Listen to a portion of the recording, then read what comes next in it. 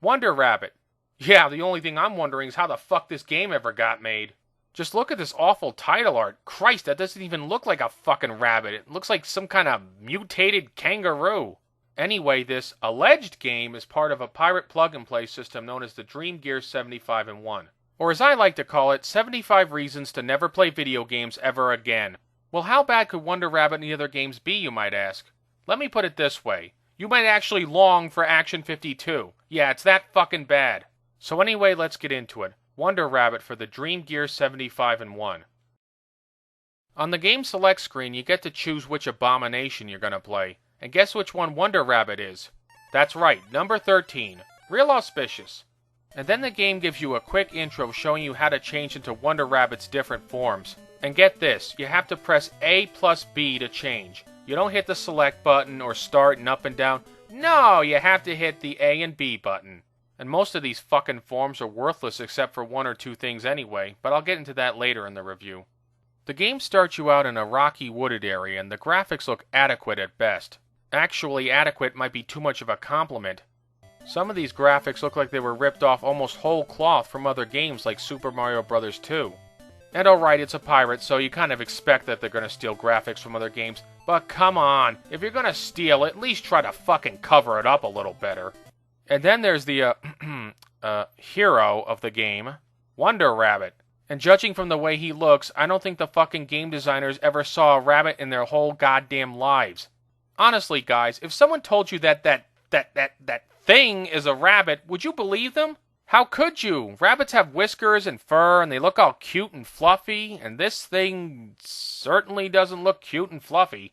And these enemies aren't much to look at either. You got your generic, Goomba, Mini Goomba, Goombetto, Goombalino. I don't have the foggiest fucking clue what the hell this thing is. And you got these flying things, and these slime things, and these burning things. Christ, trying to classify the appearance of these enemies is like trying to classify your own farts. It's fucking pointless. And as for another pointless thing, there's the controls. As I mentioned earlier, you have to press A and B to change forms, and if you don't do it exactly right, Wonder Rabbit just stands there like a fucking goof. Perhaps even more annoying is the fact that they swapped the functions of the A and the B buttons. In most games, A is to jump and B is to shoot, but of course in this one they had to fucking switch it around just to make things even more confusing. So when you want to shoot an approaching enemy, you end up jumping, and when you want to jump, you just end up shooting at nothing. But these mixed up controls are nothing compared to another really big problem in the game. This part is so fucking ridiculous, I just could not believe they even put this in the game. When you want to climb up and down vines and ladders, you can't just do it. You have to literally change into another form to climb up and down shit. This has got to be one of the stupidest fucking control schemes I have ever seen in a game. Why? What fucking sense does this make? In almost any other fucking game, you can just climb up and down shit. But oh no, not this game. In this game, you gotta change color to do it. Let me ask you something. When you're on the toilet and you're about to take a shit, do you have to turn brown before you can do it? Of course not! So why the fuck do I have to turn green to climb up and down shit? What's next? Do I have to turn gold to shoot a fireball or pink to scratch my balls? Another problem with these controls is the jump. In certain forms he can jump fairly high, but in other ones he can barely jump at all. My question is, if he's still the same rabbit in every form, then why can't he jump the same height in every form? Christ, he can even fucking fly, so why even bother to jump at all? Why not simplify things and roll all his abilities into one form? But of course they can't do that. We have to make things needlessly complicated and stupid. Oh, brother. Next on our glorious trip through Watership Dumb comes the gameplay. The game's levels are actually fairly extensive and there's a lot of places to explore. You can go up to the clouds, or explore underground caverns and rooms, or you can even stay on the regular ground level path. Now this element of exploration is actually a good idea, and it could lead to an interesting search for hidden weapons and upgrades to your abilities. But does the game do anything like that? Yeah, sure they do. In actuality, your mission in each level boils down to one thing. Find a key. Find a key? That's all I'm fucking doing? Just finding a lousy key? Yes, that's it. A key.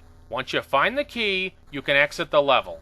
But what about the clouds and the underground caverns and rooms? They have treasure boxes and they gotta be worth something, right? Not really. They do have power-ups that can replenish your life, your flying magic, and even make you occasionally invincible. But the problem here is that the game is so friggin' easy that most of the time you won't even need them. And there's no other mission aside from the keys. That's it, you just find one key and leave. They couldn't have bothered to make it a bit more difficult, like maybe finding 3 keys or some different objects? Nope, they just waste all this fucking space on nothing. What's worse though is that the game tries to make itself look more complicated than it actually is. For example, in this part of the first level, you have to destroy a rock to get into an underground cavern. And to destroy the rock, you have to turn into a punching rabbit and hit it until it breaks. Why does he punch it instead of blasting it with his fireballs? Fuck, you got me, I don't know. Anyway, once you destroy the rock, you go down the ladder and through this long corridor. Now, from years of video game playing, you would think there'd be something very important at the end of this corridor. Like the key, for example.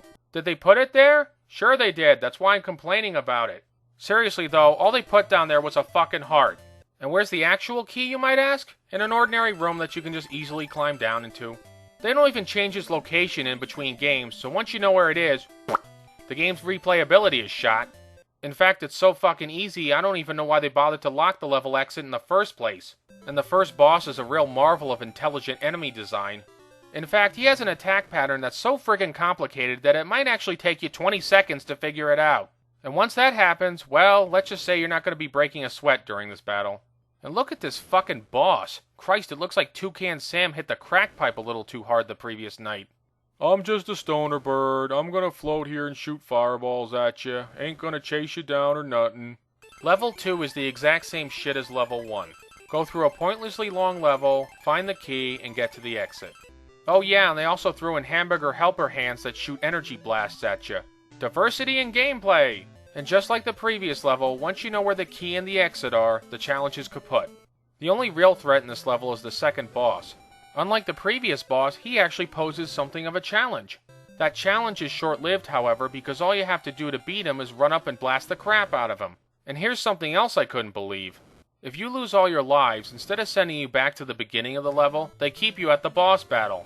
It's like they were so fucking lazy in the programming that they said, oh, you want to stay at the boss battle after getting killed? Okay, cool, fine by us, go ahead.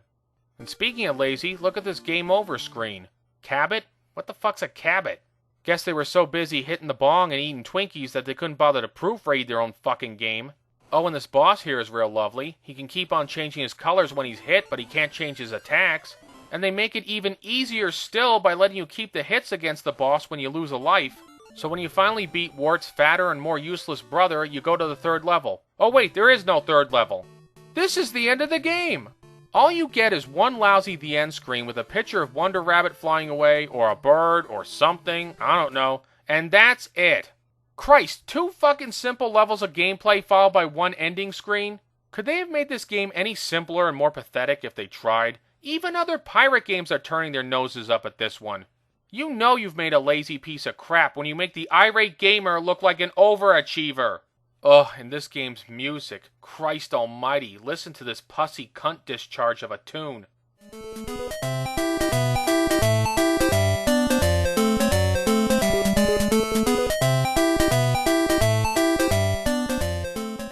What is it lately with me and bad game music? First it's Locksmith, then it's Dirty Harry, and now it's this awful auditory piss.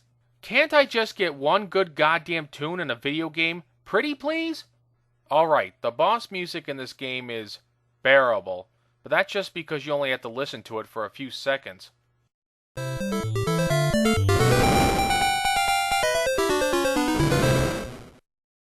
Otherwise, it's just more awful noise. If you ever see this game, just do yourself a really big favor and pass it up, because it is fucking hopeless.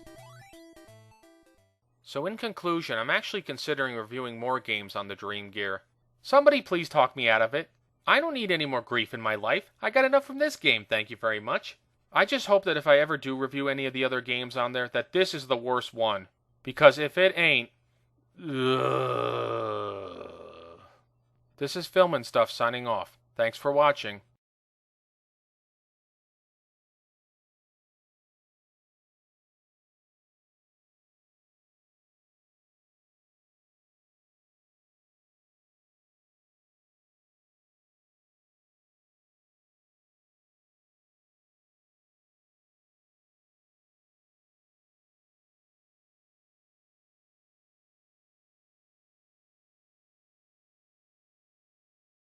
When you're on the toilet and you're about to take a shit, do you have to turn brown before you can do it?